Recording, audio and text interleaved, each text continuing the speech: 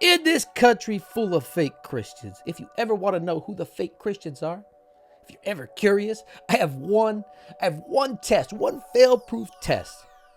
It's the people, it's the Christians that tell you how Christian they are. They're the fake ones.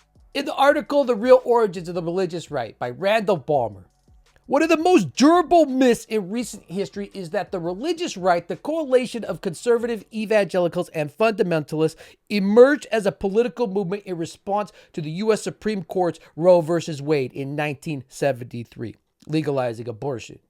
This myth is often repeated by the movement's leaders. In 2005, Jerry Falwell, not the kid who was begging the pool boy, the daddy, the firebrand fundamentalist preacher recounts his distress upon reading about the ruling on January 23rd, 1973. I sat there staring at the Roe versus Wade story. That's not a good Jerry Falwell voice. It should be like, I sat there staring at the Roe versus Wade story, growing more and more fearful of the consequences of the Supreme Court's act and wondering why so few voices had been raised against it. Evangelicals, he decided, needed to organize. This is Falwell's recount of those events. This is probably what a lot of people out there believe.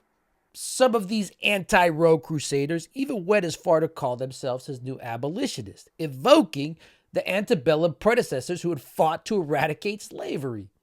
And they still do that to this day. But the abortion myth quickly collapses under historical scrutiny. In fact, it wasn't until 1979, a full 6 years after Roe, that evangelical leaders, at the behest of the conservative activist Paul Weyrich, seized onto abortion not for moral reasons, but as a rallying cry to deny President Jimmy Carter a second term. Now, why would they want to do that? Why would they want to get rid of this guy they so firmly supported just 2 years before?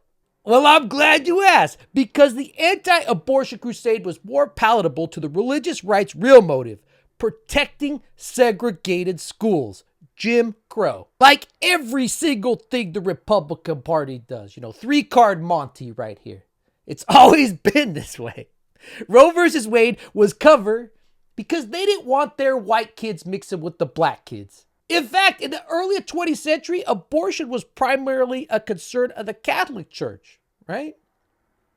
Evangelicals didn't even care until 1979, until this was thrust upon them. And the Catholics always opposed it on theological grounds. Jerry Falwell took the abortion issue as, cover to not only go after integration into schools, but a whole concern about cultural decline. Does this sound